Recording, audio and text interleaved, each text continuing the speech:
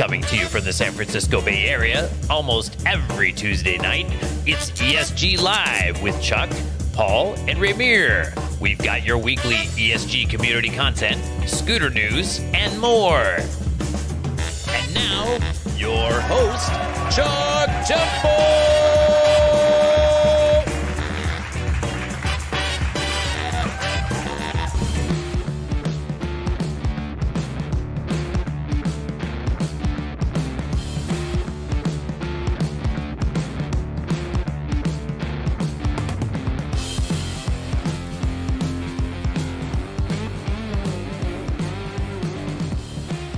All right, guys, ladies and gentlemen, super happy to be back again for another live show.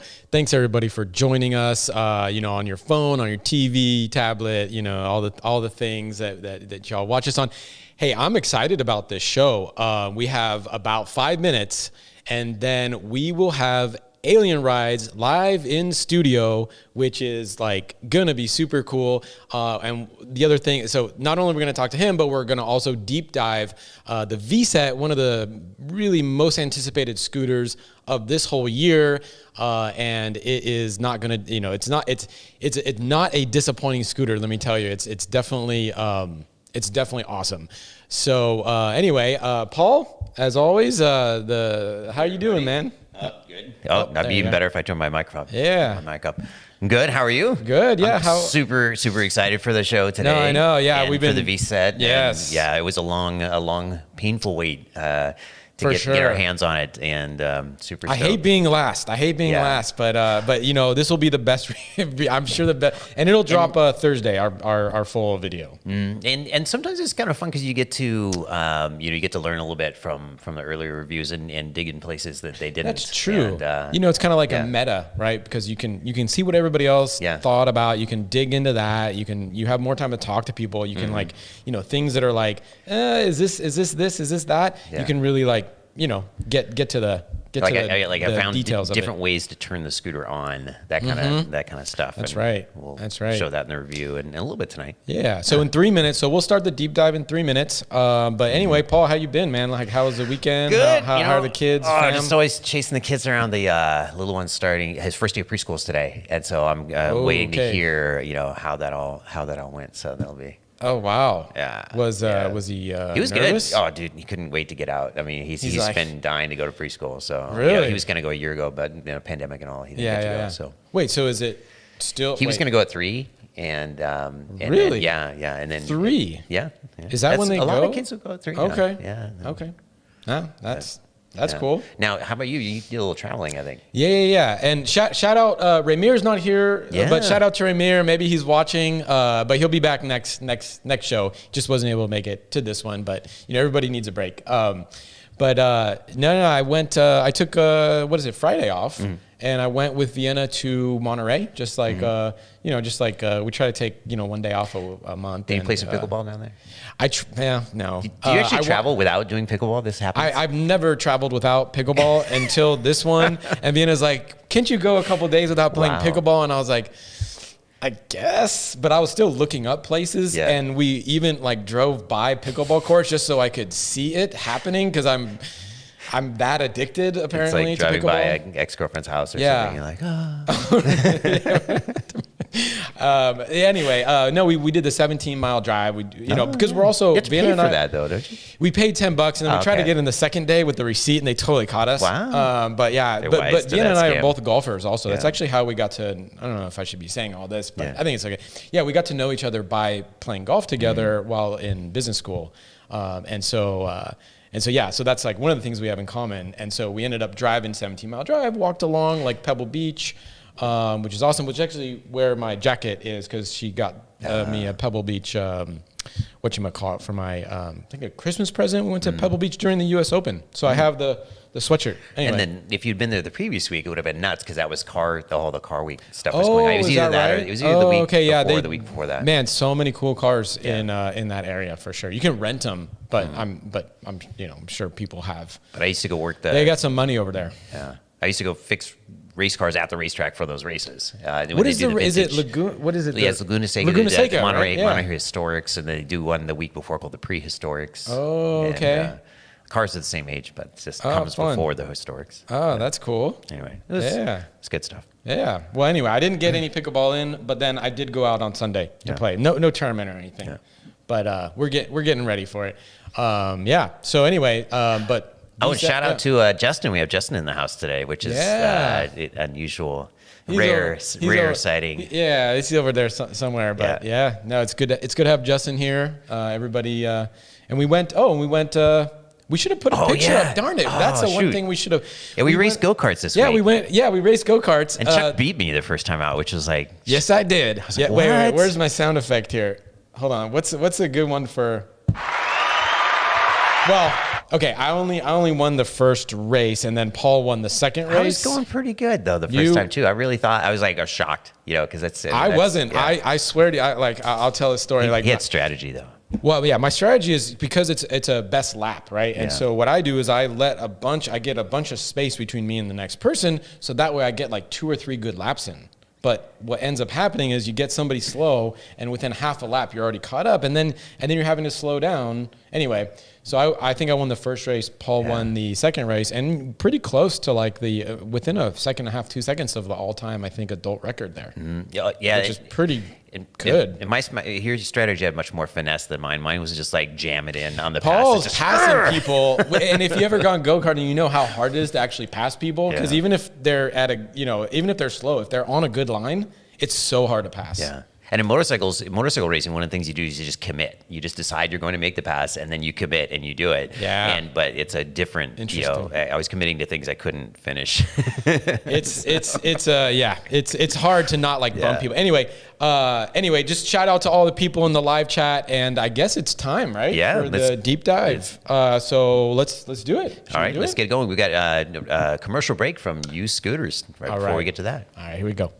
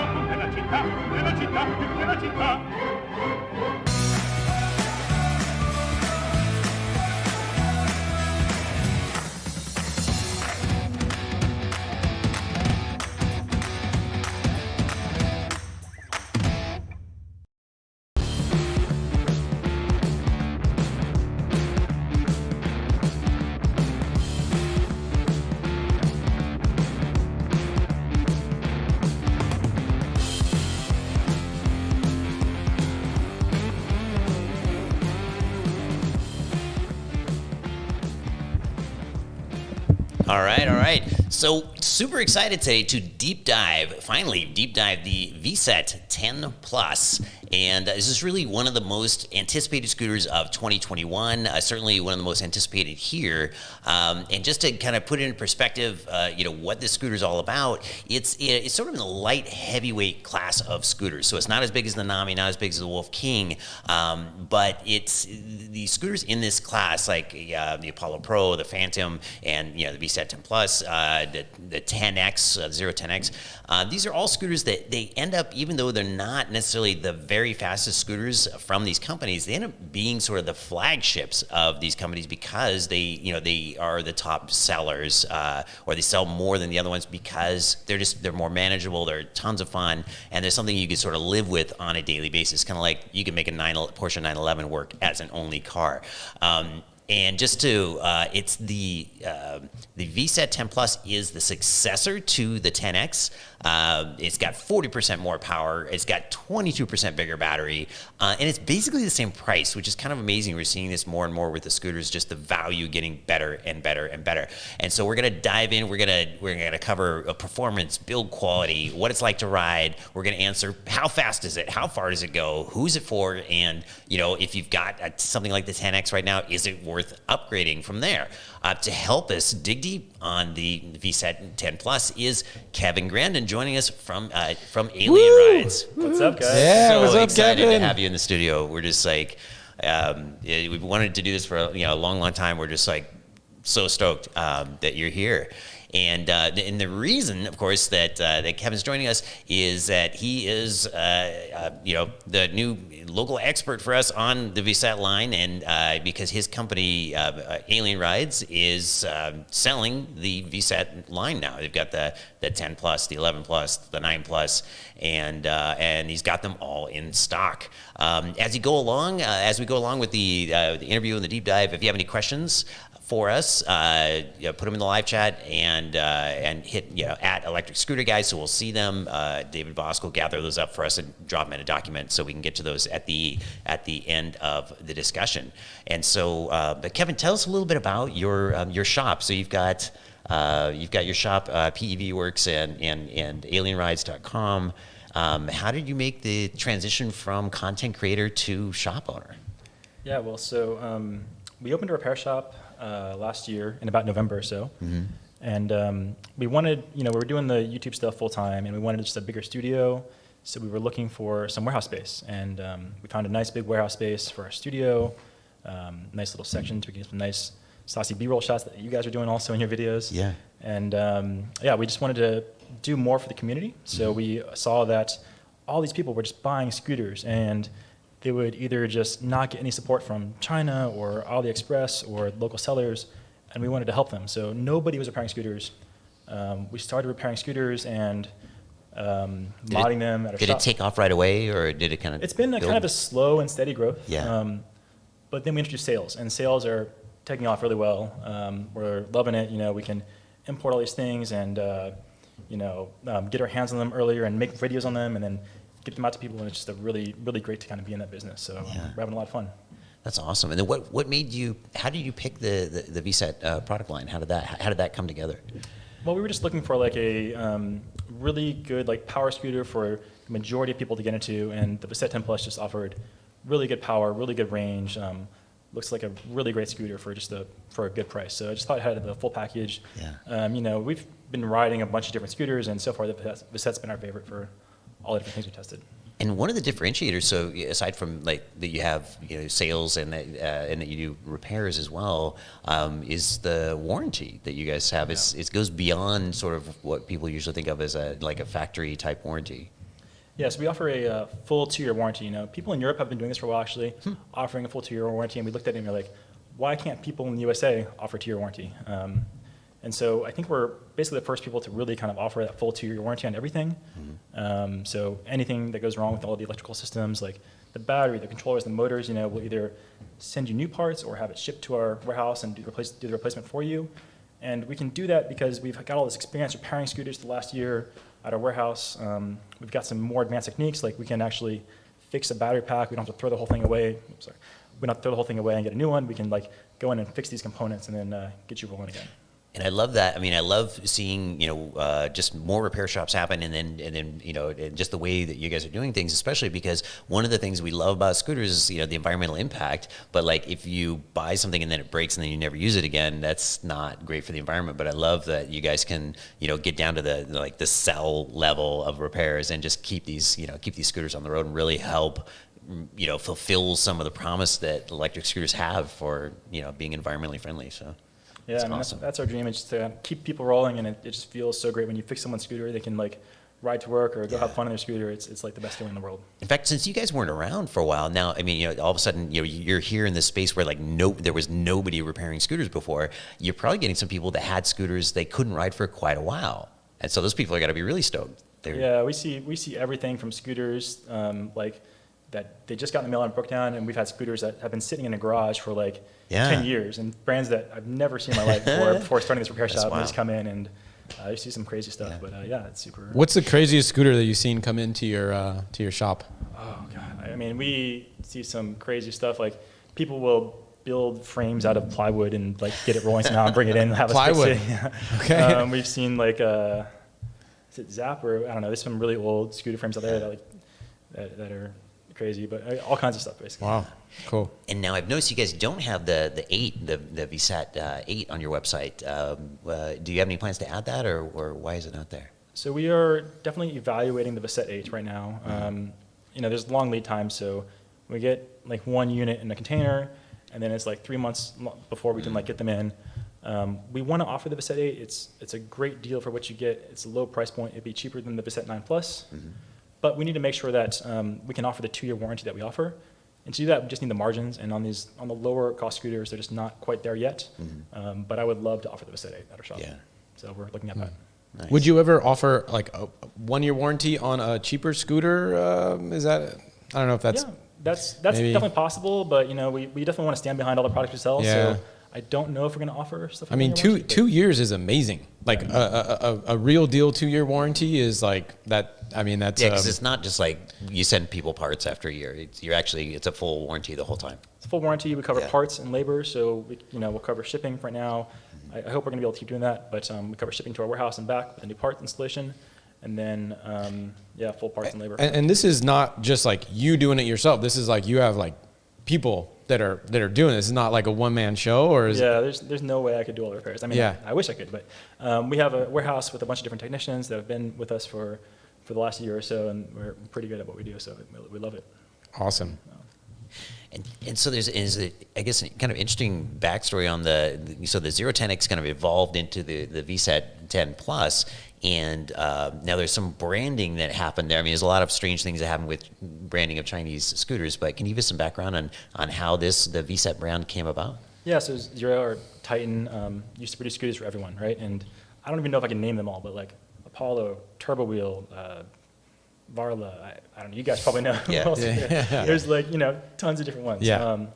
But yeah, they were crazy popular, and Vsett wanted to kind of, I guess, pull that branding together and kind of make one cohesive brand. So they kind of upgraded the whole thing, the Vsett 10, upgraded all the components, the performance, the battery, and rebranded as Vsett.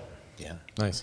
And quick shout out, Mike Suarez gave Mike us a super Suarez. chat as always. Hey, Mike. Nice, thanks, Mike. Yeah, big shout out to you, Mike. Sorry. Awesome. Sorry for the interruption, but Mike yeah. Suarez. Anyway, he says, I want to dedicate this to my dad, William, who passed away. Oh, I'm sorry, Mike. Man. Sorry to hear, Mike. He passed away last week. My East Coast Scooter brothers, thank you for all the support. So anyway, sorry to hear that, Mike. Heart goes out to you and the family.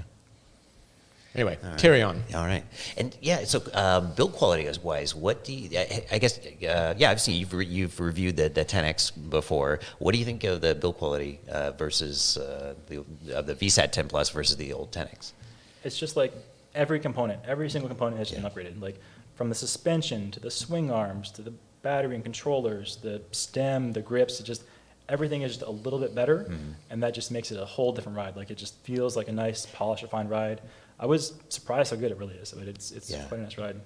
Yeah, I was surprised how you can really feel it. I mean, as soon as I got on, I was like, wow, the stem is really firm. The suspension feels good. I think Chuck had the same experience. Yeah, when you ride that scooter, it's like there's certain scooters you ride them and you're kind of worried that the screw's gonna fall out on you, right? Many scooters like that.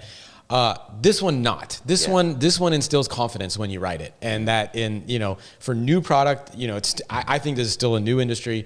It's super nice to feel confident when you're riding, because then it just relaxes you a little bit and you just feel like you can push it a little bit more. Yeah, so like the first thing I do on any scooter is like I grab the handlebars and I just go like that. I just like see how stiff that stem is. And usually it's always a disappointment, but on a few of them and on the Vsett, it just feels solid. Yeah. So it just feels like a solid scooter. Yeah. Nice. And then, so I guess, and there's like three different, within each of the scooters, there are like different flavors, and it's kind of a lot of flavors of these, but the 10 Plus, there are like three different battery sizes, I think. We have the 25.6 here that you've loaned to us for our testing, and, but there's also like a 28, and I guess you just plan to carry all of those at some point? Yeah, so the first one we got in was the 25.6. It's a pretty big battery. It's bigger than kind of most scooters of that size. And it's probably good enough for the majority of people's use cases. So we got that one in, but we have the other batteries coming too. So we have a whole container of scooters coming with the smaller and the bigger spec batteries also, and looking forward to offering those as well. Nice. But right now we mainly have the 25.6. Yeah, and it really is a big battery. I've got a graph of, so we've got these are the comparison scooters. We can put it on the screen. So we're doing, our review comes out Thursday morning, and we're comparing it with the 010X because it's the new version of that, the Dualtron Eagle Pro and the Cabo Mantis Pro. And so even at the middle size, it's got 15, 36 watt hours. And so it's even the middle size of the 10 Plus is actually bigger than all of these other ones. And in fact, it's the biggest battery in like a 10-inch wheel scooter that I know of, other than I think scooters we haven't even tested yet. The Dualtron Victor and I think the Wolf Warrior X Pro they're 1680 and in that range. But yeah, it's like really, really big battery. And the amazing thing is it costs basically the same as the 10X did at this, at the 1260 battery size. So that's kind of cool. And of course, with big batteries comes big range. And so we'll pull up I'm going to bring up the comparison scooters first. This is the range on the comparison scooters. And so 010X got 26.2 miles, the Eagle Pro 33, Mantis Pro 33.7. What do you guess? Oh man! Do you think it beat them? Where do you think it came in? So it's so hard to say. I mean, it's got more watt hours, so yeah. But it's also fast. It's also got it more how fast acceleration. If it's a perfect controlled setting and you have the same basically watt hours per mile used, I would say it should get more. Mm-hmm. But I don't know what kind of test we're doing. I'm going to say it gets more. But I'm going to hope it gets more. But let's see it. We'll bring up the next one here. There we go. Okay, and so it basically tied the Mantis Pro, and it's bigger battery, but it did. When we ride them, we kind of ride them when you do the range test, we ride them at the speed that we think people would ride them at, kind of like how it feels to naturally ride it, and so we're definitely using more power, more acceleration, but it still came out at the basically the top of the pile for right there at the top for. Scooters in that. Very few scooters have ever broken even 35. That's true. The way because we ride them fast. Yeah. Okay. Yeah, it's good. It's the way you should ride. And this is this is dual motor. I've ridden with you before. I know how you ride. Not a lot of people keep slow. up. Yeah, right. And of course, this is in dual motor mode. We always ride them in the top performance mode. Other than I didn't keep hitting the turbo button the whole time. But that's you're not really going to feel that when you're just cruising at steady speed anyway. And so, all right. And let's see. So next up we have the top speed. Mm-hmm. And so we have, I'm going to bring up the top speeds of the competing scooters. So we got the 10X Eagle Pro. So 10X is 42 miles an hour, Eagle Pro at 44, and the Mantis Pro, surprisingly at 37. Our base model actually goes faster it has faster top speed than our Pro, but the Pro gets there, a lot faster. And I know I've seen your top speed run. Where do you, and then when we test all of ours, the same way, but we go like two different directions and average them together. And, okay. And so where are you guessing we're going to come out? Yeah, so it's good that you average them together because, every top speed run I do is always different. Sometimes the wind's at your back, sometimes it's in front of you. When I did it, I think I got, on the GPS, it showed like 52 or something. It was pretty high. Sorry, on the display. But on the GPS, it was a bit lower. So I think I actually got 45, but I could see anywhere from probably 43 to 45 being the top speed, I think. All right, let's see it. There we go, 43.3. And I totally agree, actually, your numbers, my single direction numbers, I definitely hit exactly the same sort of 45, and then I hit 42 with the wind against me, and then it all came together to 43.3. So, and it's, I guess the take home on all of these is they're all fast. They're all faster than you basically need to go. And in fact, when I'm out riding one of these, it's it's fun sometimes just to to do that. But the amount of time you actually spend anywhere near top speed is pretty small. And but it's nice having that that headroom and that that space to kind of play. And we're going to talk about stability at speed probably soon. Yeah. Yeah. Okay. Yeah. All right. It's coming. And then, so now we'll see that, how fast do we get there? We're going to look at the 0 to 30 times. I just usually do 0 to 15. I'm just going to skip right by that because on a scooter like this, you're going to run it right up to 25 or 30. And I won't make a guess on this one because it's, and we'll just pull it up on screen. But it tied the 0-10X, which is really, really fast. And it just basically, the take home here is like it just gets you up to speed, about as fast as you want to get up to speed. In fact, very it's, if you've got it cranked up all the way, it's really punchy off the line. It's punchy, but Yeah. it's also pretty controllable too. Yeah. I think it feels great to ride and accelerate on. And we were playing around with the different P settings, and we all ended up liking different P settings. We have different rider types, we all Yeah. have we all have a preference. I think I'm the P3. 3. I'm at the 3 out of 5. P12 equals 3, so Yeah. initial acceleration. Yeah, and sort which allowed me to basically not have to just hold on as much, right? I could I don't like riding whatever every day. I like smooth.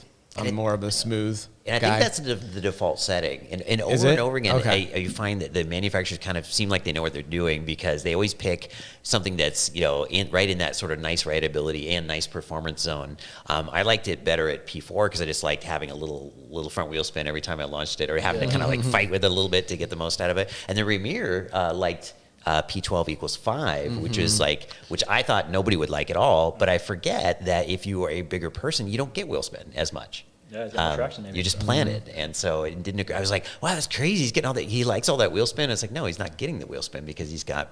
He likes to go fast too. He That's likes true. to get up. He's a fast rider. That's good. So. So that was kind of fun. Do you have one? Have you played around with that, Kevin, or you just like max? Yeah, max. Yeah. Just max.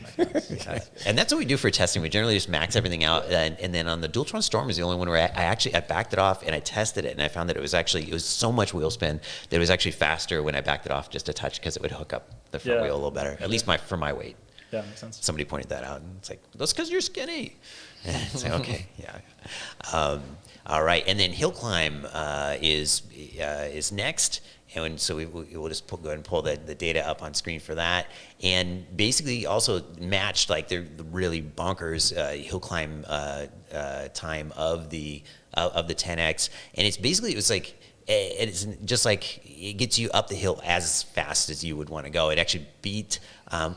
Here's one of the things. So when we kept hearing about the 10, the 10 plus, and all these rumors about it beats the Wolf Warrior at this and that, and I'm just like, no way. I mean, this is that's a different class of scooter, and it actually beat. We think of the Wolf Warrior as being a great hill climbing scooter. It beat the Wolf Warrior up our hill by 0.1 second. So that was a surprise. Yeah, I can see it. Smaller wheels, right? More mechanical advantage. Yeah, and less weight. It's like 25 pounds less weight, so that right off the line, and then going uphill. And then the other fun thing about it was 22. I went back and looked at the data that I was doing during the range test. 22 miles through the range test, 2/3 of the way through the range test, I was going up our 6% hill, which is the steepest part of the range test, and I was going 32 miles an hour, and it's which is more than the speed limit in that spot. And so it's basically, under pretty much all conditions, you've got more speed than you practically need going uphill. So it's just, and that's what I love about this size of scooter is that it's still, even though it's not the biggest and baddest, it's still more than enough and easier to live with than some of the really big ones. Yeah. And we got a quick super chat. Oh. Mr. Vosk, he says, yeah, David Voss. David. Yeah, $19.99. Why not $20, David? Why not 20? Anyway, shout out to ESG fam, and Alien Rides is a very special YouTube moment. Keep up the awesome work, and I do want to say this is kind of I think this is cool. I think this is so. I mean, just look, I mean, it's just super nice to have Kevin. It was nice chatting with him earlier, and we're gonna, after we talk about the scooter, we'll have a chance to just just chit chat and get your questions, stuff like that, because super insightful guy, understands the markets, been around as long as anybody in this, and anyway, but back to the regularly scheduled programming. Yeah, thanks, David. Yeah. All right. And then next up is braking, and we'll pull up the numbers here. And it's basically like anything that's in the sort of the 10-foot zone is like pretty amazing on the brakes. It was noticeably like they're very easy to control. Ours had zoom, and we were talking earlier about, so some have nut and some have zoom, and why is that? Yeah, I mean, I will say that probably nut is better than zoom, but there was a big brake shortage. So it was either like get the scooters with zoom brakes or don't get scooters, and we would much rather just get the scooters. Yeah. Zoom brake, they still are hydraulic, they still stop the scooter, so still like better than having cable brakes, I think. But yeah, I think we'll be probably offering like some upgrade services there where you can choose to upgrade the brakes at checkout, or you can like send the scooter in, we'll upgrade them in our shop and send it back out. But yeah, overall, I mean, I think it stops like pretty well. Yeah. And if you need more stopping room, you can you crank up that e-brake and you're stopping pretty fast. Nice. Too. Yeah, that's something I didn't play with that much. It defaults pretty low on the e-brake. It's set at like I think it's 1 of 3, 1 out of 5, and I didn't try dialing that up and down because I usually like it on the lower side. But I was pretty curious about how it would be with a little bit more. It's nice. I mean, it stops you much faster. You don't get that kind of one-to-one motion, which is really nice when you brake. But if you want to stop fast, that's a good way to stop fast. Yeah. Cool. And then, and we talked earlier about the stem mechanism. I mean, so the stem stiffness, I mean, there's two components to it. One is the stem itself, and it's got sort of the stem shape and like bracing and, all that sort of thing. And the other is the latch, and this kind of has the best of both of those. I mean, we literally, we kind of had to revise our grading scale when we experienced the stem because it is so good. And we've got a picture of the latch mechanism on the screen here, and it's like extremely safe. I think we found like you don't need to go beyond this in terms of like safety. There's so many like redundancies to the latch, but it's just really chunky and well built. Yeah, I do like the folding mechanism quite a lot. It's like the best feeling stem out there, I think. I clearly they have probably gotten some influence from RION. It's similar, but there's more to it. Like you have to untwist this thing and you pull it forward and you lift it on this thing and it folds, and it's a pretty complex mechanism, but it feels really solid. Yeah, I guess the only recommendation I'd make to people is just be careful when you thread the screw in there. It's stainless steel. You're screwing into an aluminum stem, and you can get it cross-threaded. And so just be careful with that. And if somebody did, they could helicoil it or something, and go upgrade the threads later on. But as long as you're careful, it works really, really well, and it is it's a great feeling mechanism. And let's see. And then next up, steering stops are something that we don't really we don't really talk about a whole lot. It came up with the NAMI because people were concerned about there's that little bolt, and they were concerned about it shearing off. And we've got a photo of the steering stops on the Vsett.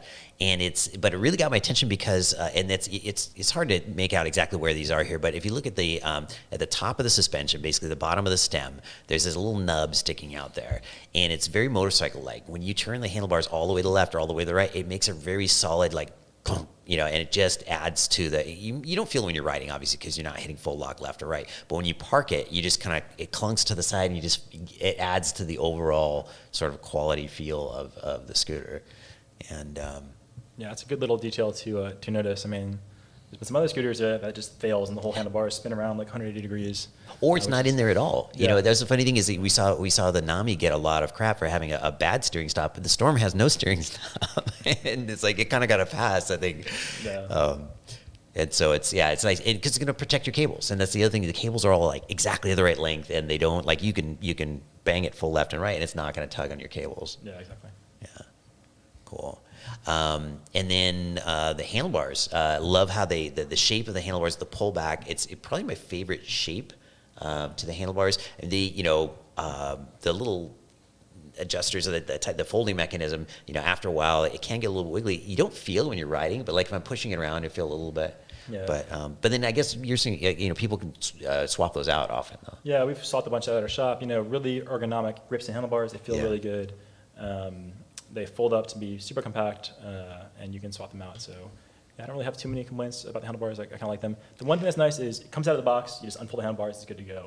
Yeah. A lot of the scooters, you take them out of the box. That's true. Like screw in the handlebars. It just like takes 15 minutes before I can go ride it. So It's just like comes ready to go. That's true, and the orientation's kind of all pretty close too. It's not like a lot of them. It's everything's spun this way and that, but this is it was pretty darn quick to get it up and going. And I actually like them. I mean, I complained about a little bit the not staying tight, but it's like I wouldn't change them. I like the portability part of it. I love the shape. It's actually my favorite shape of handlebars I think of any that I've seen. And then the grips I love too, which is good because it would be, if you wanted to change them, I mean, your turn signal switches are actually in the grips. We've got a picture of that. That is the coolest thing. It is, yeah. Like, I think it's the coolest thing ever. Yeah, Like, it's nice. You don't have to kind of reach over and find a button or something. Yeah. There. In fact, it's like the first time, I mean, this and the Storm a little bit, but this more so. It was like the most I've ever used the turn signals on a scooter. Yeah, it's just convenient and easy. Yeah. It's nice. And then they have a nice little click to it too. You get a little feedback when you push on it, so you can tell like, oh, did I push the button or not? Well, yeah, and they turn off. I don't know if you mentioned this, but they turn off after what is it, 30 blinks? Yeah, 30 blinks or 15 seconds. 15 seconds, yeah, which I think that's the only one that does that, except for maybe the L9 does it automatically, whatever. But all the rest, you have to like remember to click it again, which. I'm not fuddling with it, after my turn, and it's like it's just the experience of riding and using it is the best that we've seen. The Fluid City Rider, they turn off automatically too, but it's after like 5 blinks. So you kind of have to, if you're at a light for a long time, you kind of keep hitting it over and over again. Yeah. But I like the length of this one. Then this one you can reassert it too. I mean, you can just keep hitting, keep hitting it and drag it out even longer. So.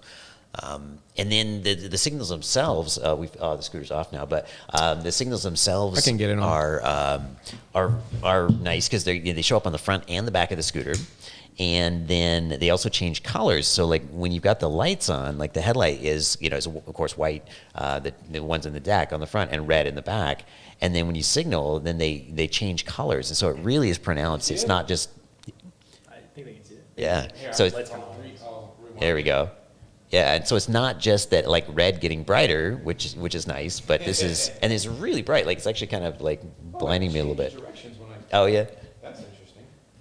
And then if you hit it again, we can see on the front how the front headlight, and then also you can see it through the little chevrons on the side, which is really cool.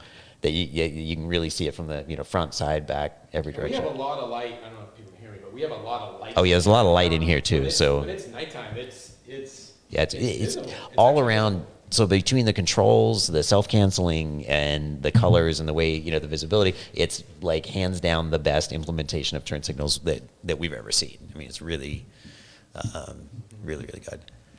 And then the display is very familiar, very easy to use. But we were talking before the show, and so people could actually adapt the RION curve throttle to the scooter if they wanted to. Yeah, so most of the Hall sensor throttles can go on pretty much any scooter, and the RION is just kind of a 0 to 5 volt Hall sensor, and so we have a service at our shop where we can put it on. Alien Rides is actually the only distributor in the USA of the RION curve throttle, so we're going to be offering them on our website and installing them on the scooters or offering them as upgrades. We'll have a video guide about how to install it, and then we'll basically take off that little finger throttle and have a little part that covers the side that will ship that out to you also. That's really cool. So that really kind of completes the product there, having that little, not only removing it so you don't have this like dummy throttle, but like covering the whole. So the classic thing is you put just kind of electrical tape over it, but I mean, it just looks a little bit more janky, I guess. Yeah. Nice. And then is that something, do you have those in stock, or are those hard to get? They are being manufactured now. So they're coming, I think on our website we say they're going to be here in November, but hopefully get them a bit sooner than that. Yeah. And then, we'll have them offered soon. Cool. It's such a cool looking throttle. I don't know if everybody's seen it. I didn't get it. Oh, actually, here we've got we can put a picture up because we've got the giveaway today I forgot to mention at the beginning. I forgot to mention at the beginning of the show. Sorry. Courtesy of Kevin and Alien Rides. Yes, and with worldwide shipping. We'll ship worldwide. I mean, it's an amazing going thing. all out for this one. I wish I could win this one because I would love to put this on everything. And it's just such a cool. I mean, it looks like it's just carved out of billet, and then it's got the CNC'd. It's really nice grip, really nice modulation. You don't whiskey throttle it, so a lot of times riders will like grab onto the throttle or twist it too much, and then scooter will go out of control. That's how I broke This my one- arm. Oh, really? On a scooter? No, on a scooter. I raced motorcycles for 5.5 years. I broke my little finger. It was like the worst injury I ever had. And then I on a scooter, I broke my wrist. And it was just me being dumb with with the throttle. Don't ever ride one-handed, especially with a trigger throttle. Just don't. But I love that the great thing with the throttle, a sideways throttle, is you don't get that whiskey throttle. You don't get that feedback. You get yanked in a few different directions, mostly forward and back on a scooter, but you never get yanked side to side. And so that's a perfect direction to have your throttle travel. Thumb just kind of falls off it. Yeah. Yeah. It's a really nice throttle, I think. I understand And- it on all my scooters. And does it go both directions? I mean, can you So program there's it to two be? versions actually. There's one that's only 0 to 5 basically, from right to left, and there's one that goes both directions for e-braking built in also. So Wow. I don't know if the boosted rev Yeah. throttle, so you can kind of pull Yeah. back. That's going to depend on controller support. Sure. We will also stock the RION controllers also. So if you wanted to go crazy and upgrade your controllers and your throttle, then you could have kind of the multi-directional throttle. Cool. And then getting back to the stuff the scooter comes with, one of the other cool features it has is that the NFC key. It comes with a bunch of them already programmed. So you just you have this little. We got a picture of it here on screen, and so you turn the scooter on, and then it asks you for the card, and then you swipe it, and it turns it on. But you can also turn it on a bunch of other ways. You can program it to read. I programmed. We have a splash key around, and I programmed it to read that one.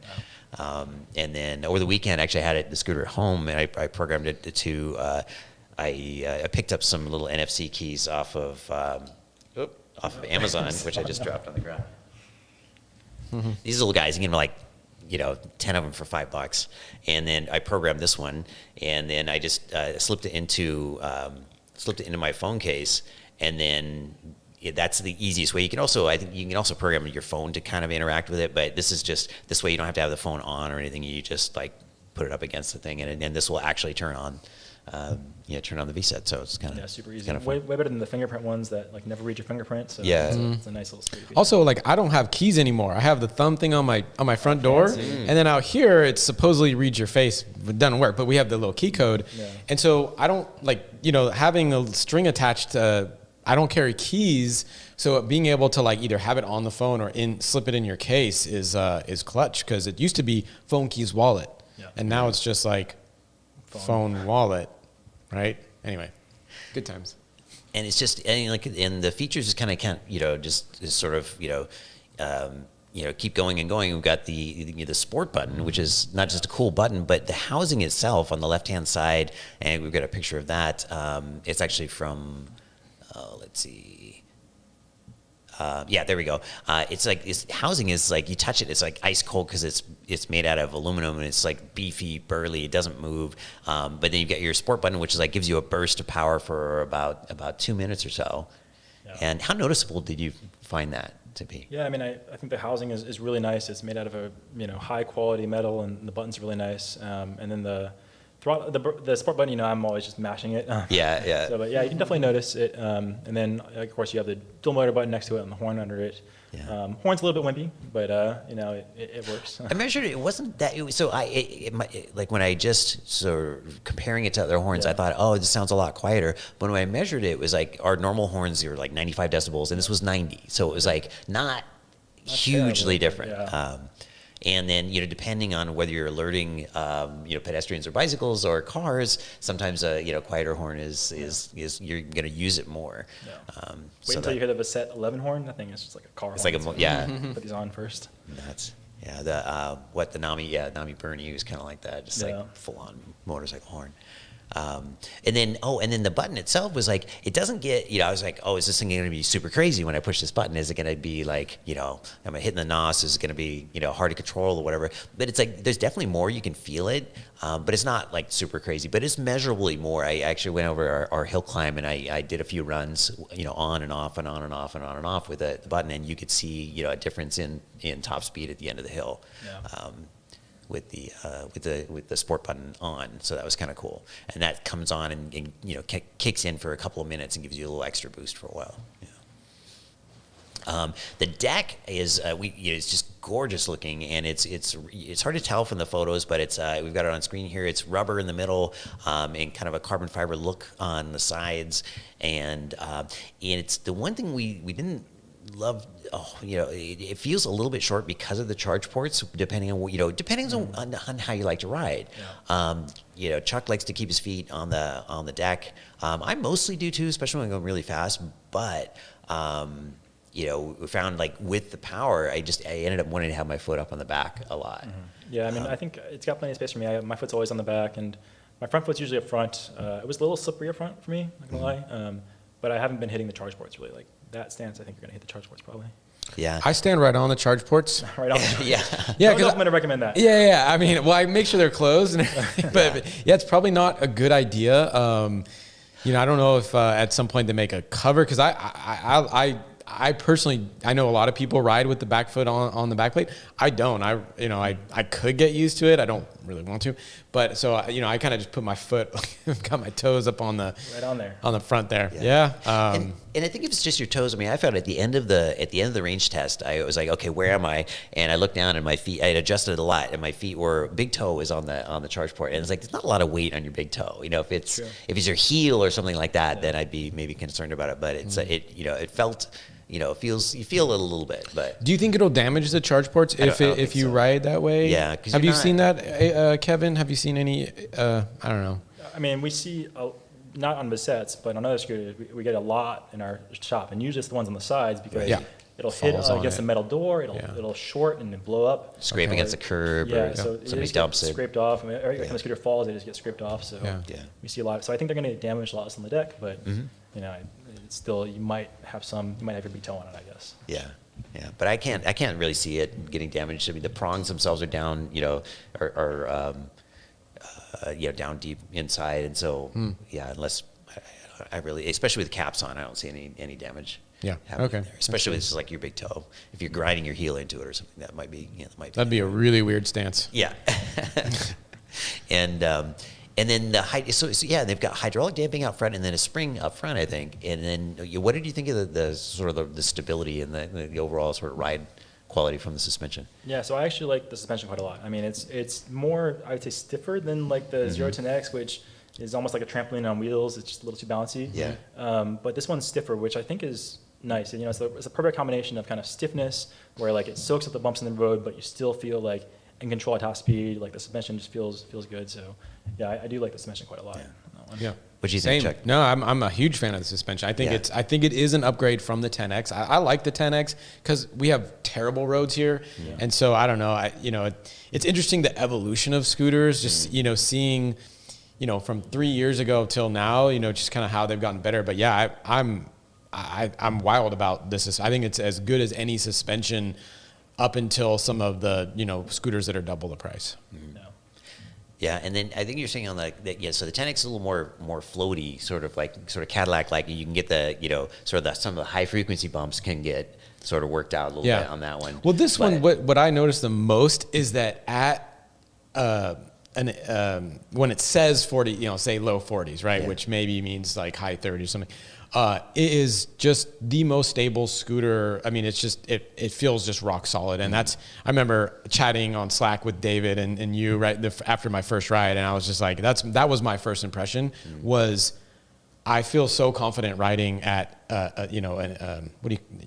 when it says 40. Yeah. So, which is as fast as I'm not like a super, super fast rider. I'll go like in the 30s, maybe low 40s, but riding at home, it was like, it instills confidence because not all scooters, you get a little wobble, you get a little, something on different scooters, and this one not. Yeah. And for me, I love the stiffer suspension because I like to, I ride pretty hard and I like to transition from like hard throttle to hard brake. And if you do that on a softer sprung scooter, it's going to lurch forward more. And then combine that with the stems on some other scooters that are like, they flex more and you just feels kind of out of control. Whereas if you have a firm stem and a suspension that doesn't dive, and then also the rear damping is kind of keeping the back end from just kicking up in the air, it really transitions really nicely from hard throttle to hard brakes. Yeah. So I really, really like that a lot. In fact, where that shows up is when we get to the end. This isn't part of the measurement of the hill test, but we get to the end of the hill test on the faster scooters, and we're at a stop sign at an intersection going 30 miles an hour,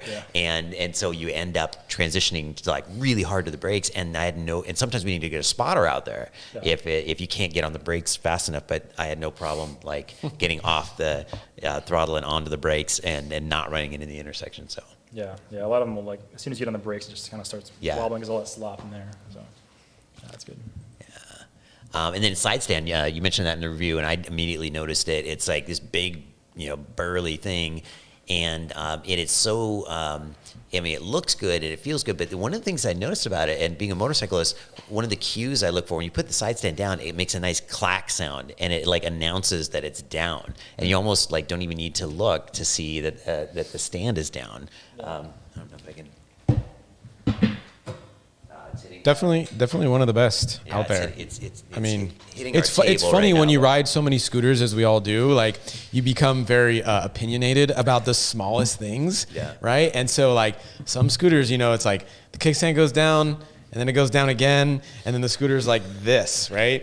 This is, this is a great side stand. Yeah, you park it and then it starts to settle. Like some of the you set it, and it's like, oh, it like digs into the rocks and then basically it's falling over. Yeah. Go ahead. All right. Sorry. And then and then portability wise, it's 80 pounds, which is like it's not a full on beast, but it's there are going to be some situations for some people that is going to work, some aren't. And Chuck, you used to have stairs in your life, not as many now. Yeah, at the house and at the old office. Oh yeah, both. So the wolves and stuff were basically out of the question. I mean, it was. I would pull a muscle every time I took that up the stairs, and I'm not like the biggest person. How many stairs? Like, if you lived in if you really wanted one of these, how many stairs would be your limit? Do you think? So I've talked to Ramir about this, right? As the big dog, and me as like, medium dog. I'm like 165 or so. I can go up for a scooter like this, right? 80 pounds, because it has the nice grip on the back, right? Then I'm okay with one flight. I mean, I'll be breathing a bit, right? But someone like Ramir, I remember talking to him about it, and he can go probably like it. It just feels lighter to him, right? I mean, it makes sense. So yeah, for someone my weight, I'll go one flight. 2 flights, I probably wouldn't go. I probably would get something smaller, to be honest. Yeah. What do you think, Kevin? No, I don't do stairs. I would get a ramp. No stairs for me. But no, I think if you had to, it locks folded. So that's a nice thing. It's not the most sturdy lock, but it does its job. As long as you just kind of lift it up and be careful with it, you can kind of. Yeah, that's one thing I noticed is that if you do pull on that stem a couple times, right? It can get unlatched. So it's one thing to just like be aware of if you have the scooter and you're loading it in a car. Obviously, don't hold it. And at the pinch, at the stem, the joint there, and then just as long as it's in there and you lift it up, you're fine. But if you go up and down a couple times, it can unlatch. So just something to be aware of. Yeah, so for me, I'd say the major use cases are going to be longer commutes or weekend joyrides with a combination of the two of those.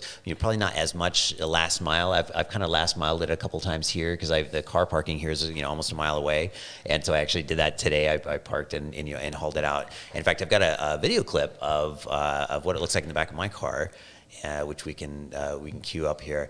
And but it doesn't really fit. None of the light heavyweight scooters are ultra portable. At almost 80 pounds, they're a little difficult to lift. And the Vsett 10 Plus is definitely too wide to fit in the trunk of my car. But if you happen to have a pass-through, it might just fit. So I actually sold a Vsett 10 Plus today, and we put it in the front seat of someone's Mercedes-Benz. Wow! Just like in the front seat. It's pretty wild. I'm surprised it fit. But and then of course the lane across the back seat, if they have a 4-door, then that's a good way to go too. So cool. And then who do you see buying them? Who's it for? I mean, I think pretty much anyone who is like wants something to upgrade. If you want to take a big step, from like a 9-bot, Xiaomi, GoTrax, whatever, one of the smaller commuter scooters, you could get the 9 Plus. But if you want to just take a bigger step, you can get all the way to 10 Plus. You'll have plenty of power, plenty of range, and you'll grow into all that power for a long time. So I think it's a a good choice. If you have, a scooter from a year or two ago and you want something a little bit more modern, I think the Vsett 10 Plus is a really good choice for you also. Do you see anybody who's taking the plunge and like just jumping into it as a first scooter very often? We've seen actually a lot of people do it, and a bunch of them have come back for a second Vsett already. They've already had one. So they're loving it. It's making a really good first impression when they scoot. Yeah. That's awesome.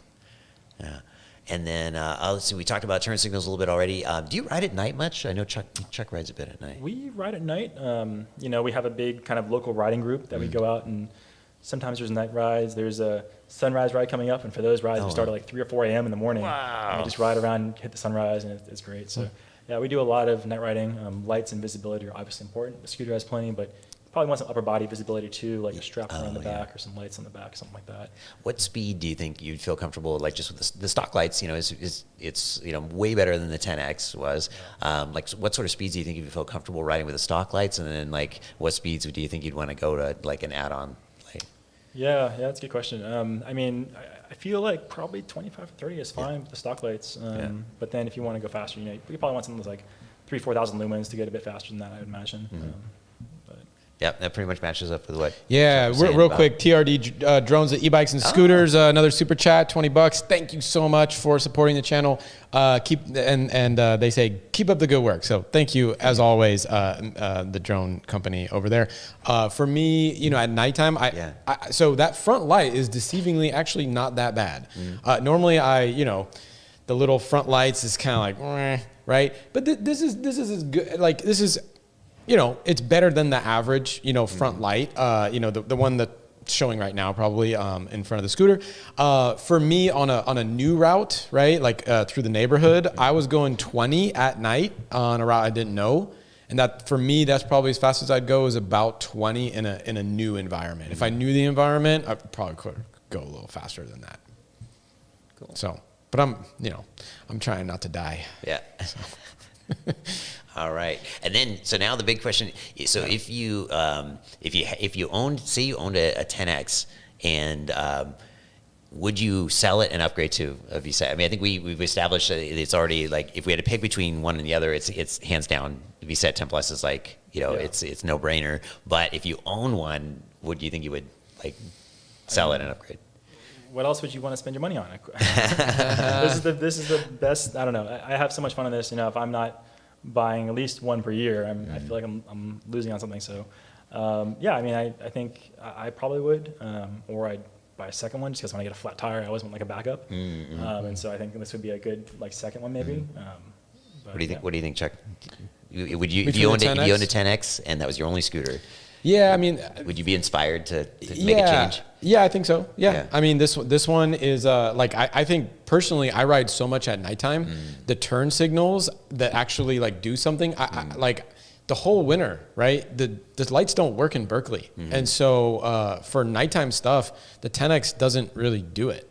Right, and so for that reason, I think the 10X is still. I mean, it has been a great scooter for a long time. Let's not make any mistake. But this is the evolution of that scooter. And I guess that is kind of the amazing thing is like the 10X was like the Porsche 911 of scooters. And so if you're watching this review and you never heard the 10X before, like that thing must be bad. It's not bad. Not. It's actually a really good scooter. A lot of people love that scooter. It was always 10X versus Mantis. I remember back in the day, which was a year ago. Yeah, back in the day. But it was it was really surprising that it was as much better as it is. Well, the stem wall. I mean, the list goes on about how many things are better, but just the stem by itself. That folding mechanism. I forgot that folding mechanism. Don't forget about that, right? I mean, we put on the clamp, right? Okay. We put the clamp, but then you can't really fold it, or if you do, you're gonna pinch your fingers off. It made me bleed. I've never bled. I mean, like the worst injury I've ever had. It's a great clamp if you keep it there and don't fold. This is the 10X we're talking about. That the rugged clamp, because I was trying to get it to slide down. It was like wouldn't slide, and it finally slid down and it pinched my finger, and it was just like blood everywhere. So be careful with those. But yeah, so I mean, same thing. So for me, it's we were talking about the eMove Cruiser last week, and that was one where the old one was awesome. The new one is awesomer, but not enough to where I would sell my old one and get a new eMove Cruiser. They're both great. I would definitely pick the new one over the old one. But this is a case where, like, for sure, it's dramatically different and dramatically better than a already very very good scooter. So yeah.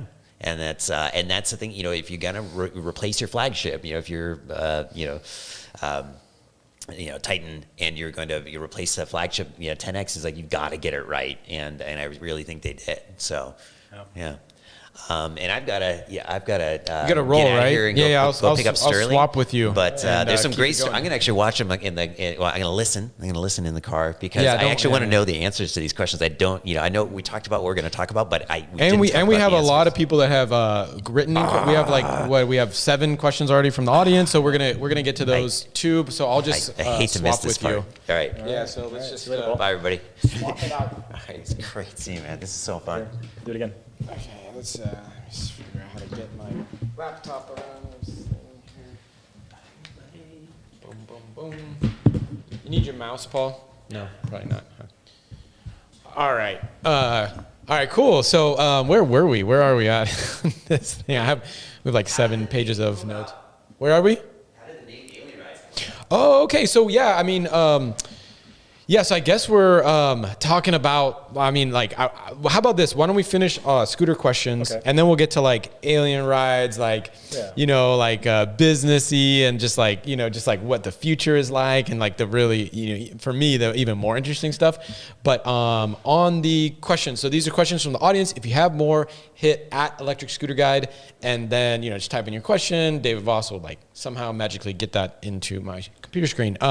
From Danny Zidane, they ask, question for Kevin, what makes the nut hydraulic brakes better than the Zoom? I think they both are going to stop you just fine. But I think that nut, I need to look up the specs. I need to see if there's more pistons or something. I actually don't know. But I think they do last a little bit longer. I think they're a bit easier to bleed, so maintenance is a bit easier, just kind of easier to deal with. So when a lot of people say that. Yeah. That's pretty much the common thread that you see all over social media and stuff. They're all fine until you have to change the brake pads or bleed them. It's a little bit more tricky, I guess, sometimes. Yeah. I had a question. Are you e-brake rider or a mechanic? What do you prefer, e-brakes? To use the, I sometimes ride and I don't use the mechanical brakes. I only use e-brake. What style are you? Honestly, it changes based on what kind of vehicle I'm riding. If I'm riding the Vsett, I probably have it on about 3 or so. But if I'm riding the RION, it's the thrust has it, I guess. But the 90 that I rode a long time just didn't have it at all, and it was totally fine with the Maguras. So kind of depends on what kind of riding I'm doing. If I'm going long distance, I want that regen, so I'll put it a bit higher. So it kind of changes all the time. Got just it. Adapt to it. Okay. Another one, same person, Danny Zidane. Will the RION throttle work on the Apollo Ghost? Yeah, I forget, they used the QSS4 display? For which one? The Ghost? I think so. It's over there. I'll have to check later. Yeah. But, all the Hall sensors are pretty much the same, so it should be fine. You'll need to be, if you're going to do it yourself, you need to be really good at soldering, because you have to solder to basically where the Hall sensor was. It should work. Awesome. Crazy Like a Fox asks, is the suspension adjustable on the Vsett similar? Oh, you're getting them on the screen. Thanks, Richie. Is the suspension, I'll speak slower so we can get it on there. Is the suspension adjustable on the Vsett similar to the aux-O example, hard to soft? Can you adjust the suspension, basically? Yeah, I think you can tighten it up or loosen it up. I have seen people also switch them out for kind of the DMM shocks. They're the air shocks also. Those are pretty nice too. Cool. But yeah, they are adjustable. Awesome. Fernelli Mr. Ferns asks, I'm 230 pounds, 5'8", living in New York City. Will the 10 plus 25.6 amp hour be good for me? Yeah, I think so. I think that height is fine. I think that weight is totally fine. In the city, you should be able to go around the entire city a couple times. So you should be good for you, I think. Yeah, awesome. And actually, we had I threw up a poll here, and I'll close it right now. But basically, I just said, which Vsett, right? And the 8 got 5%. This is 77 votes already. And shout out to the over 150 people that are watching. Make sure you give us that upvote. That helps a lot. But 5% of people like the Vsett 8 the most. The 9 Plus was 13%. The 10 Plus 53%, and the 11 29%. I'm gonna close the poll now. Not bad for the 11, actually. I have to get that one to you next. Yeah, there you go. Yeah, we'd love to check that one out. All right, next question. Let's see here. Drew Dobson. Well, this is about the RION. Is that all right? Sure. All right. Is there any news on the RION Nowhere?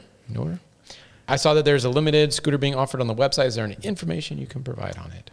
Ooh, I don't know what I'm allowed to say on that one yet. Okay. But besides the RION's already a crazy machine, but the RION Noir is just completely on a different level, like totally insane. Copper infused carbon fiber just looks like it's mind blowing. You have to see it in person. The performance is insane. What can I say? One interesting tidbit is that it's not currently available to new purchases. Like it's kind of like the Lamborghini thing, where you have to have a RION to buy the Noir, because it's like just that much crazier. You know, they need to know that you're going to be able to ride this insane machine. So you can't just go out and like get one. It's like more exclusive than that. Got it. Okay. Cool. Tom asks, Scootopia by Oh Man Dan. Oh Man Dan. You know I'm into power scooters. Do you think I'd be impressed by the Vsett Plus? I think you would. You know, I've ridden RIONs, 80 miles an hour and all kinds of other stuff, and the Vsett 10 Plus is still just a ton of fun. You know, for the size and package, it's just a really great scooter. So. It might be one of the most stable at the weight at 80 pounds. Like you typically need like the Wolves and stuff like that. They're great, but they're also like so big, and that helps. But at this weight, it's special. Tom says no high-speed wobble, so no damper? ? I didn't need a damper for the 10 Plus at all. I would probably still add one. I think it's a nice safety feature. You don't really need it, but if you're going to hit a bump or a pothole, if you don't want your handlebars to jog too much, I think it's still a really great safety feature. So if I would probably still add it to my scooter, but it's not like necessary, I guess. Yeah, I agree, 100%. Jumpy Frog says, at Alien Rides, what are the best shoes for riding high-speed scooters?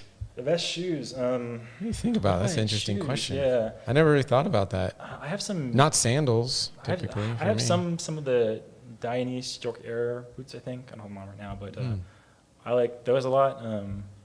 I'm still looking for a shoe with a tough sole, I guess, because I'm going through my shoes a lot fast because I'm always dragging the leg when I ride the scooters. Oh, really? Okay. Yeah, it eats up your shoes. But yeah, I like the Dainese shoes a lot. But whatever is comfortable, you want some good protection. I like some ankle protection in mine. Still trying to figure that out myself, I guess. Yeah. I mean, it depends, right? Like a lot of people, think of it as personal protective equipment, the shoe. I don't, because I don't. Well, I haven't fallen in a long time, but I'm just knock on wood. It's been at least 2 months. So it has. Anyway, but yeah, I mean, for sure, closed-toed, right? That would be crazy, I think, to ride fast with your feet out. Anyway, how much? Scootin' Boot asks. These are the best names. How much for the RION controllers? We don't have a price on those yet. Somewhere probably between 300 and 600 or something like that. Okay. I don't have an exact price. Wait, so and is that part of the giveaway? No, the giveaway is the throttle. The throttle, not the brain of the scooter. I see. So okay. Like the thing that sends the power to the Got motor. it. Okay. This is the throttle. Still really nice though. Okay. Scott Fernandez asks, are there any kits to lighten it up? Carbon fiber it's a bit heavy as it sits to carry on the bus. Yeah, back and forth from New Jersey to New York City. I don't know. I mean, I'm sure there's going to be some things that you can do to lighten up. It won't be a lot. Can you ride from New Jersey to New York? I don't know. It depends, right? What part of? I mean, they're neighbors, right? But the bus that's a tough one, right? Until they make like racks or something. You know how some buses have like the racks for bikes. I don't know how you do that for scooters. It'd be a little bit heavy. Probably the Vsett 9 Plus is going to be more manageable on a bus. You got to think. You know what you do? Like, so this is what I don't know. I did when I was riding the Bartazar subway here. Is I would kind of just measure what the height of the like under your seat, wherever you figured you'd put it, and then actually if you go on our database, you can actually sort by height, width, and however high it is. Oops. turn that down. Okay. If you have more questions, throw them in. So like this, kind of the end of the deep dive for the scooter, but I just kind of want to ask you about, just things and, Sure. first is, what's the origin story for Alien Rides for you, Yeah. and the name, Alien Rides, like how did that come? Because it's so sticky. I love the name. Well, then I love your new it. logo Okay. too. Logo, cool. Right? I mean, Yeah. I wish we had such a cool, we're so boring, electric, Alien Rides is like, man, you can't forget that. We'll figure that out first, and I'll ask why you guys came up with Electric Scooter Guys. But yeah, we've had, it's always been Alien Rides. We've had a couple different logos now. I do kind of miss the cute little alien dude that we had. He was done by a former Pixar artist. I have to see the post again, I just remember his name. But the current one is just simple. We can just kind of use it on a lot of different things.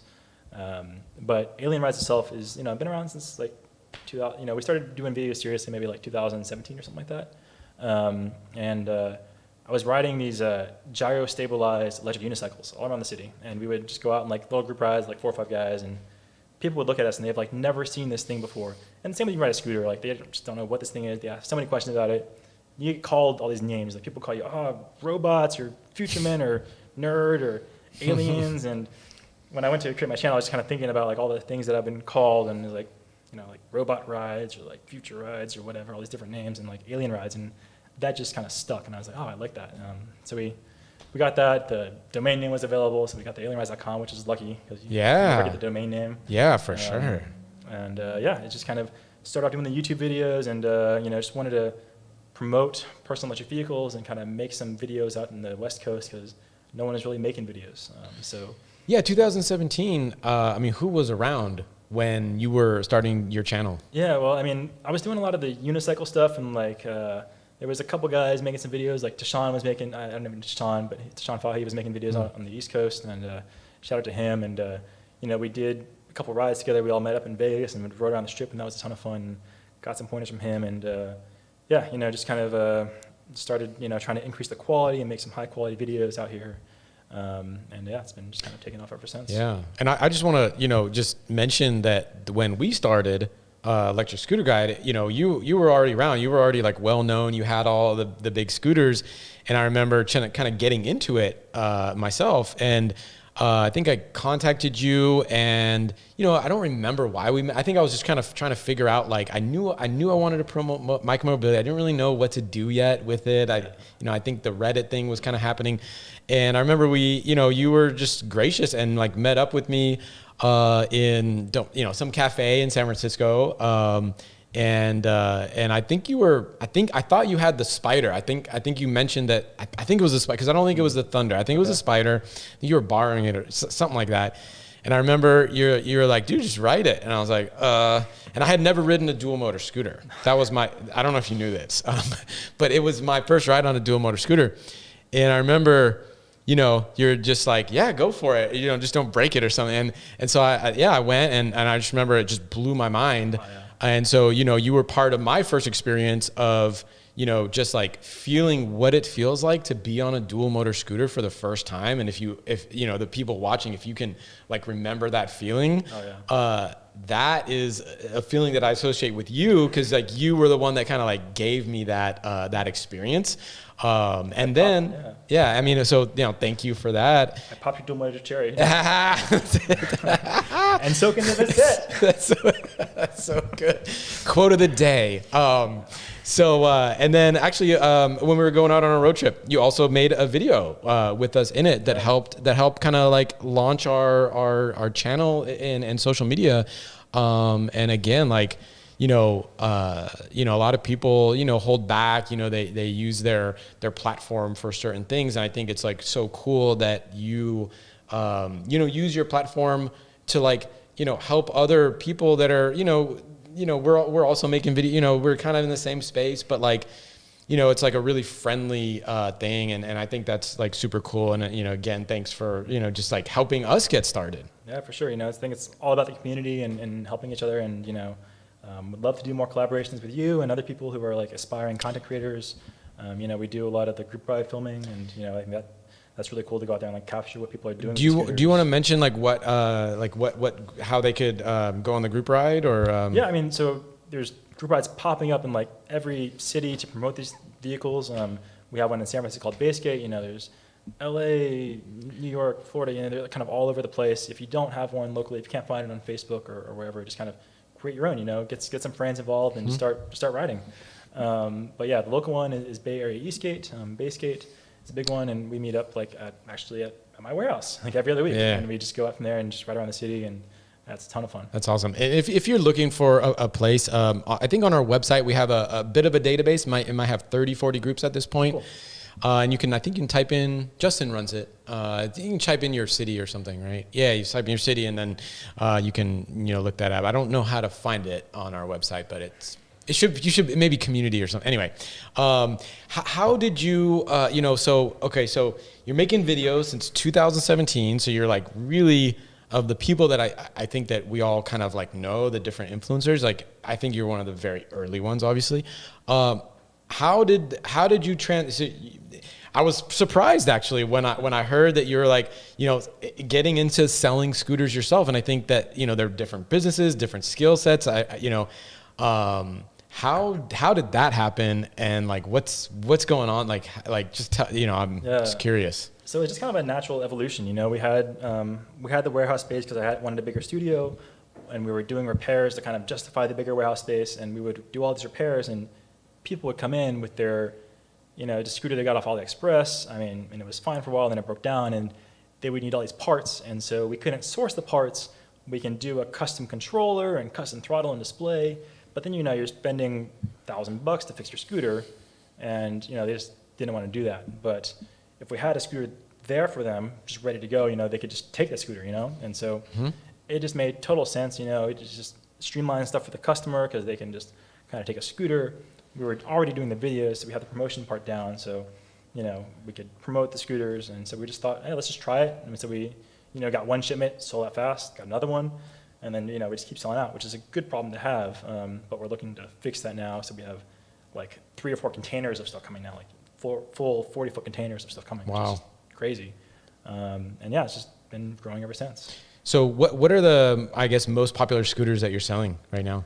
Right now, the main ones we sell are the Vsett series. We've kind of tested some other brands out, and they just, for some, for various reasons, we weren't up to the bar of having the 2-year warranty. So right now, Vsett is, we're always evaluating kind of other options too. And so every scooter, is it every scooter you sell has a 2-year warranty or some? Right now, it's every PEV we sell. We sell go-karts, we sell unicycles and scooters, and they all have a 2-year warranty. And we really want to stand behind this product, so we're really looking for those high-quality products. And so I think, by probably the end of the year, we'll have 1 or 2 other brands on there. We're looking at a lot of different things, little mini e-bikes, all kinds of different things. So you test these out yourself? Did folks just send them to you? As a reviewer, right? Obviously you get hit up a lot for reviews, right? I'm sure. And so then, I guess it's like kind of, you get to test stuff out probably as quick as like anybody, Yeah. So we do get to review quite a lot of different units and kind of figure out what's good and bad. A lot of the stuff to buy, we usually import like a sample, so you just get like one sample air-shipped, and you test it out. So it's like, if it's a $2,000 scooter, you spend like $2,500 for like air shipping and the scooter, and you test it out and see if you like it or not, and then you'll order a bunch, see shipped. Yeah. So what is like? Where is Alien Rides going? Like what is the future for Alien Rides, and what does that look like? Well, it's growing crazy fast. Like our sales are taking off a lot better than I thought they would. That's for sure. So what do you attribute that to? Sales taking off crazy fast. I think it's just a combination of everything. We have the competitive pricing. We price match everyone. We have the 2-year warranty, and then. Do you put that on your website that you price match and that you have because I was looking at your website and I couldn't really. We don't, but we should. The website needs some work. We're so busy. I don't have time to fix the website up, but. I guess good problem. We do. I didn't know that. So you price match but not like anybody that has like a U.S. presence. Yeah, I'm like assuming? a public price for like a U.S. presence, probably. Like a brand name. But I'll add it to the website. That's a good point. Yeah. And 2-year warranty. 2-year warranty on every PEV that you sell. Every PEV. Like. Yeah, everything. Just 2-year warranty. We'll keep you running. So yeah, we stand behind everything we sell. And so it's just growing fast. So those 2 things, but yet the people on your website may not even know it. Yeah. Interesting. Like so like getting maybe word email, of mouth. Lots of emails every day. Yeah. Wow. But, Wow. Yeah. So we do that. And then, I think it's just like the fun videos we make, all the videos. I think that, but also I think, out of, there's a lot of folks that sell scooters and everything, but I think, like if you've been following the industry, you've been here longer than many. Yeah, we've been around a while, I guess. Yeah. But So not selling, not selling, but but knowing about, when you're a reviewer, right, you get to know what's good and what's not, and to know what is worthy of a 2-year warranty. You don't want to like screw yourself over by selling something that doesn't lend itself to a 2-year warranty. Yeah. Because there's many scooters that, especially the lower priced ones, that it's harder to put, the mega bucks into like build quality on like a $500, $400 scooter. Yeah. So. And the, the repair shop plays into all that too. Like we see what's coming in the door, what the community has, what issues there are, like what controllers are burning up on the San Francisco hills. And, so we kind of get a sense of all that from their repair too. So next, so continue doing reviews, or is that kind of slow? Like, we're going to keep doing. You're going to do reviews on scooters you don't sell still? Yeah, that's the goal, at least. I don't know if we will forever, but for now, yes. Like we did a review on the Storm. We did a review on And you don't sell the Storm? We don't sell the Storm. We have the affiliate links like everyone, like you guys do. Yep. We have a review on the King Song scooter coming out, which is going to be kind of an interesting one. Yeah. So we're going to keep doing that, probably interspersed, like, when we sell, when we don't sell, that kind of thing. Yeah. But yeah, for now, we still want to keep growing the YouTube channel and still do like kind of unbiased reviews for everything. So we want to grow the YouTube channel. Warehouse is moving to a bigger spot soon. So how big is a warehouse, if I can ask? Right now, it's pretty small. It's like 2,800 square feet or so. Yeah. But it's moving into a place about twice that big, and then we're in a big warehouse complex, so we can kind of keep that adding space or moving into bigger spots, which is gonna be nice. Yep. And then gonna keep ramping up sales and kind of importing and maybe even creating our own products possibly in the future. So we're kind of playing with some stuff there. Yeah, I don't know if you can talk about that one. That one? Or not? That's kind of a secret. Okay. So we've done some collaborations with companies. Like we have an Alien Rides version of an electric unicycle called the Nikola AR Plus from TIMECODES. And so we just added some batteries, added some lights to that because it was a product that we liked and we just wanted to make it better. And I think we'll probably do that with some scooters in the future also, just kind of do some collaborations with companies to kind of make something pretty unique. Yeah, I think Alien Rides is a strong brand, and if you kind of make something together, it seems like it would be a better product because there's, it's like people know you're an expert in this industry, and I think that's super smart. Yeah, it's fun. I'm glad. Cool. Yeah, it's working out. We got some more questions while things were hanging around. Well, this is not a question. Ramir, shout out to Ramir, who's at home. He says, no question, but shout out to two huge electric scooter pioneers. Thanks, Ramir. That's awesome. I think it's Jose Thomas Gajardo, asked Alien Rides, would you swap the handlebars to a fixed one right out of the box with the Vsett, or is the stock foldable good enough? We've done a fair amount of swapping at our shop for the wider handlebars. I don't think it's necessary. If you really want something wider, that usually kind of results in less wobble potentially, but I don't have any wobble in this. I think it's perfectly controllable, so I don't really think it's necessary unless you're one of those guys that like wants to add a self mount, like a speaker mount, like flashlights, camoras, like everything on your handlebars. Then you probably want to get something wider so you can just have more room to mount all that stuff. But how would you mount a front, a high-mounted headlight on this one? High-mounted headlight, yeah, you probably need something like off to the side or maybe on a kiddie bar, probably a kiddie bar on the stem. Okay.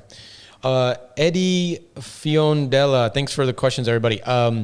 If I buy a scooter from Alien Rides, how do I get service if I'm not local? Yeah, so we have a number of ways that we do that. Step one is like the fastest, where we send you parts and then we jump on a video call with you, like a FaceTime call or like a Google Meet call, and we show you exactly kind of what you'd have to do on the video. So it's all live, like, it might take an hour or two, but we'll walk through the entire thing, and that could be anything from like a tire swap to a controller swap or a motor swap. So we've done that a number of times. We have a number of kind of local repair centers that we're working with also. So we're kind of like building these up in cities and like working with people to repair locally, and we will reimburse you for the labor costs there. And then finally you can we'll ship it to us and repair it at our shop and ship it out. Okay. So we'll figure out a way. But Yeah. it'll happen. Okay. And then another one from Danny Zadani. Is it worth it adding tire sealant on the higher model scooters such as the 10 Plus? I think so. I mean, if you look at, we have armadillos as add-on when you buy a scooter. And if you look at like some of the armadillos videos, they're just pounding nails into a tire, scissors, like all kinds of stuff, and it just plugs all the holes. So I think the $30 armadillos is going to save you a lot more than like having to do the whole tire change. So yeah. I think so. Cool.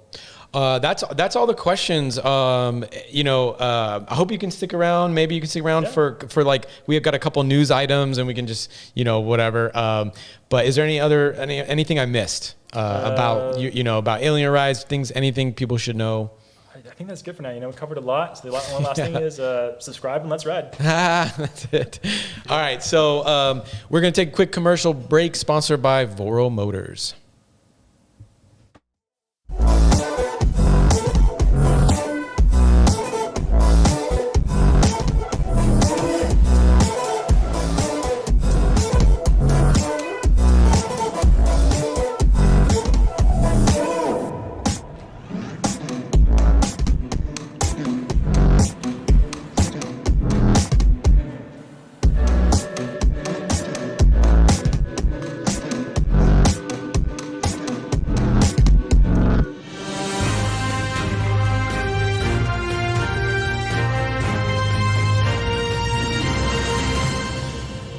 All right, we got the Scooter World news here with Alien Ride still in the house. He's hanging out here.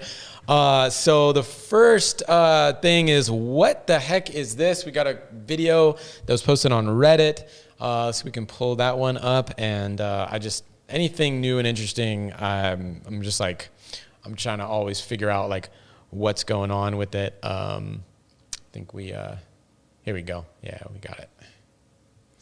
So this I saw. I don't know if you guys saw this as well, but this dude is walking on a treadmill on a kind of funky bike scooter with a motor. I can't. You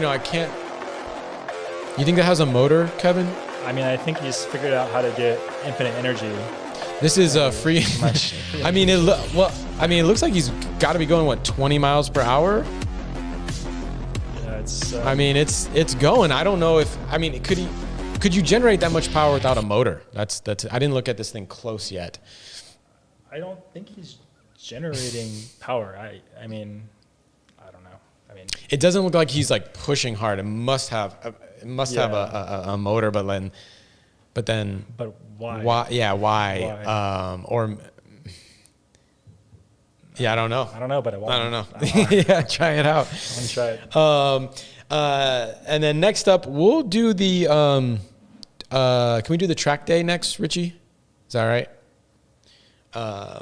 Quick video from the ESC. We've talked about them before. We've had a couple of interviews, but we'll show this quick video. Yeah. Cool.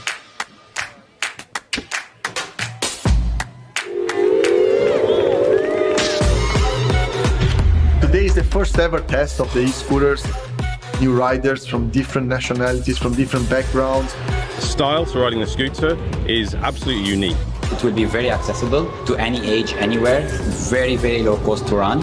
Between dreaming of becoming a professional and actually following this route, there will be not so much cost barriers as traditional motorsport. Enjoy it. Cool, thanks.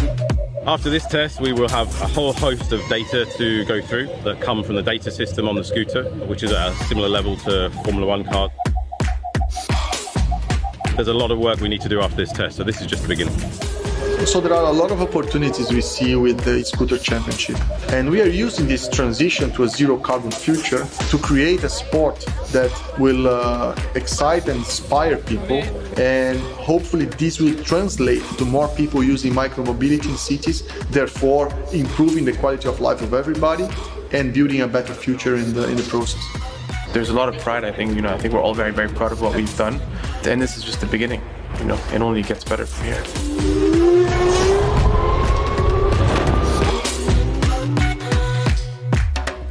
Kevin, what do you think about the ESC? The e-scooter championship. What's your take? I mean, it's interesting. I think it's really cool that they're pulling these resources to build something around scooters. So that's awesome.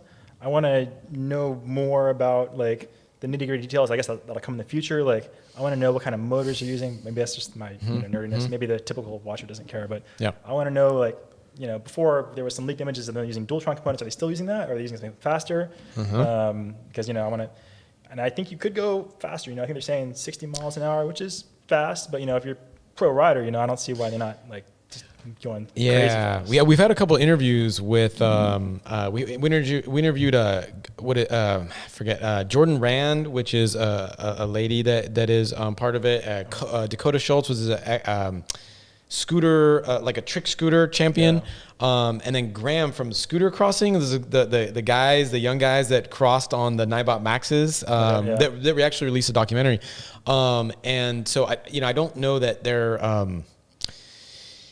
I know that Jordan Rand has a motorcycle background, but as far as high speed stuff, I don't know that many of the other racers have that background. Yeah, I think it's just the beginning, so I think it's going to grow, and they're going to get more and more riders that are pro riders, and probably get like more gear tailored towards this stuff too, because it's all like motorcycle gear they have now, which is nice and protective, but it's more tailored to like dropping a knee on a motorcycle or something like that.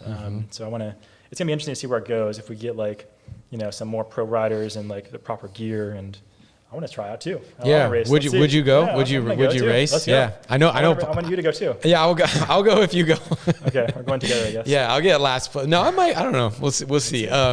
So no, that's cool. I always thought that like a lot of things look like kind of scammy at first, especially with all the Indiegogo stuff that's kind of come around and then screwed people over. But I'm kind of like pleasantly surprised that it actually continues, because when that first video, it looked like it had the one that looked like Tron, like a video game basically. I was pretty skeptical when I first saw it, and I reached out to them on LinkedIn and whatever, and it was a little bit, but now it really they keep putting stuff out. We know people that are into it.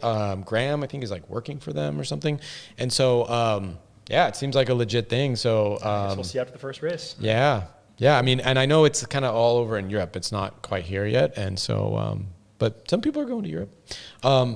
Last bit of news before we do a quick Photo Friday, and that is that the Micromobility Conference, which is, I think it's only happened once a couple years ago, and then COVID happened, so they kind of have been continually postponing it. Well, it's back on. It was going to be, I think, in the Dog Patch in San Francisco, but then they just announced that it's going to be at the Richmond, what is it called? The Richmond something. It's a place they did it 2 years ago. It's a cool venue, and I will be there. Paul will be there, and I'll be there too. Yes, and so all of us will be there. Yeah. So if you are local, or if you just watch this and happen to be in the area, like it'd be cool to just hang out there, say hi. Andrew Yang will be a featured speaker. He ran for president, I believe, and it's on September 23rd. There's a link in the video description if you want to sign up for that. So come say hi. I'll have stickers. There you go. Grab an Alien Ride sticker. Perfect. All right. So without further ado, let's go into ESG's Photo Friday.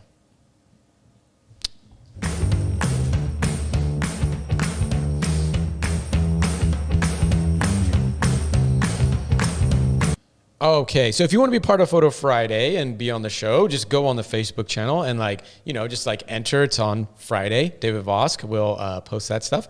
And so the first honorable mention goes out to AK Khan with the it's the Wolf King. Here we go. The Wolf King in Virginia, United States. This looks like a racetrack for sure. I thought this was a picture of like the ESC until I realized it's the Wolf King, but very cool. The runner-up this week goes out to Carlos Guevara, and this is kind of interesting. Not sure what's going on here, but pretty interesting, pretty cool. Looks like a Franken scooter or something. And then the winner this week is Adam Maliki of Wrong Way on the Dualtron Man. He's in Warsaw, Poland. Always bringing it with the Photo Friday over there. But anyway, check out his channel, Wrong Way. He's always doing something. All right, we love our Facebook community. So now it's time for the Facebook giveaway.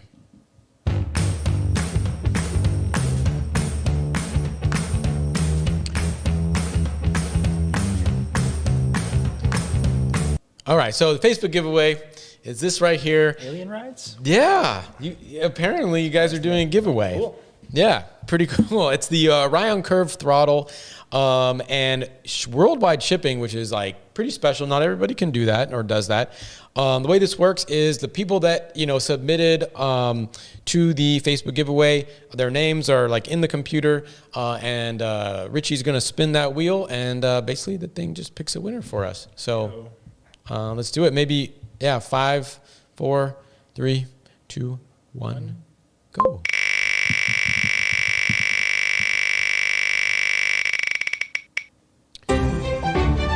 All right. The winner is KM. Single, no last name. So KM, make sure you reach out to none other than David. Vosk.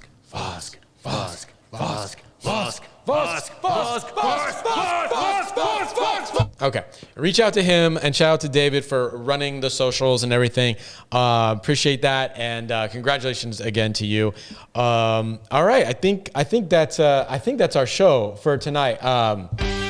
Kevin, it's been awesome, man. It's been awesome. I mean, This is one for the history books for sure. I mean, this electric is scooter history right here. Yeah, for sure. I mean, it's awesome. It's just so cool talking to you and just hearing about everything. And I'm just like so stoked for like the success of alienrides.com.